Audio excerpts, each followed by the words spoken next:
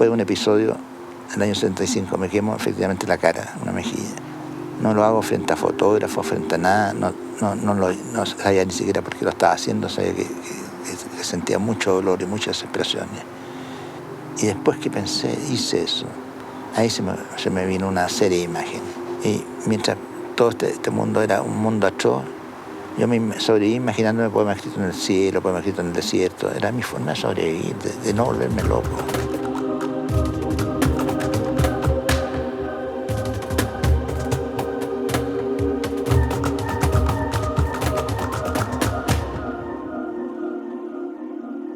Esto fue una época terrible. Estaba prohibido el derecho a reunión y los espacios públicos estaban totalmente vaciados.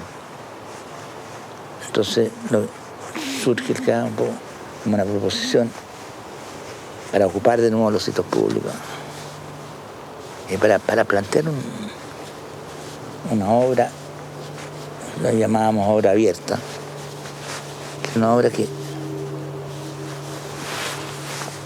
hacía ciertas cosas, pero cuya conclusión final no era la obra, era construir una sociedad, por último, una sociedad final, una sociedad sin clase.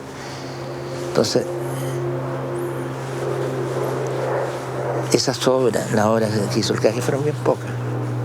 Fue Para no morir de hambre en el arte, Hay Sudamérica y no más. Esas obras fueron realizadas en un contexto, y es el contexto su fuerza. El contexto de un Chile arrasado, quebrado, ocupado por la dictadura, por Pinochet. Ninguna de esas obras ha concluido. La sociedad que ha emergido no tiene nada que ver con la visión de sociedad que el CA veía. Pero la lucha en Chile no fue por lo significante, fue por lo significado. ¿Qué significaba la palabra patria? ¿Qué significaba la palabra Chile? Era lo que querían decir los militares, el fascismo, la patria, ¿me entiendes? O sea, el cielo azulado, el campo bordado de flores, eran todo el significado, de nuevo, el significado que los militares imponían y que el fascismo imponía una imagen idealizada de una patria que se construía bajo sus victorias militares, bajo su, entre comillas, carácter épico. Y resulta que me doy cuenta que ese país que ellos están nombrando a cada rato es también el mío. Y que esa patria, ese campo, ese cielo, esas montañas, ese mar son también mías. Y son mías porque están construidos por la poesía construyó su significado.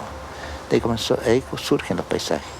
Son construcciones del arte, son construcciones fundamentalmente de la palabra.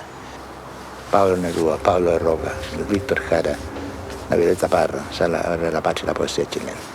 Entonces, los paisajes me conmocionan primero como eso, ¿te fijas?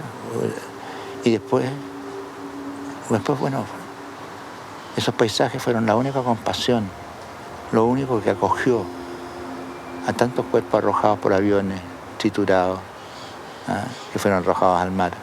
Ese mar es el mar de nuestros muertos también.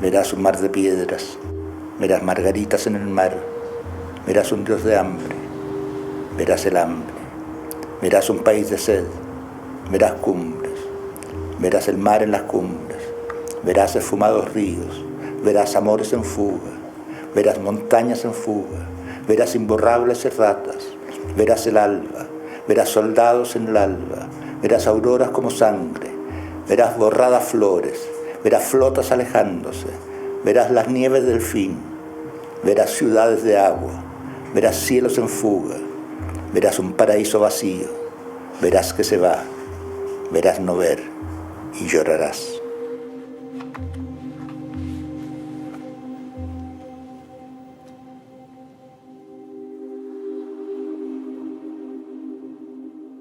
el dolor extremo, el dolor feroz, el dolor de esa mujer que se está muriendo el hijo de hambre, el dolor de los refugiados, del padre que se le ahogan los hijos, un tipo que está siendo torturado hasta la demencia. No hay palabras para eso. Eso es lo que yo llamo el infierno. Todo aquel dolor indescriptible. Igualmente, en el otro extremo, la palabra amor no da cuenta del amor, no alcanza. Esa experiencia es lo que yo llamaría el paraíso. Y nuestra vida concreta es todo lo que va entre ese infierno y ese paraíso. Entonces, el purgatorio es eso. Es aquello que podemos expresar con palabras, que podemos describir con palabras.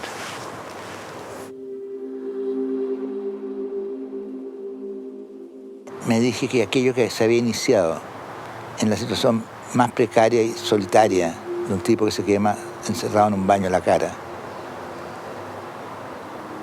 tenía que concluir algún día, si concluía, en una imagen, un vislumbre de lo que podría ser la felicidad. Y eso significó el libro Purgatorio, Anteparaíso y La Vida Nueva, entre medio de otras cosas. Bueno, eso me tomó 20 años.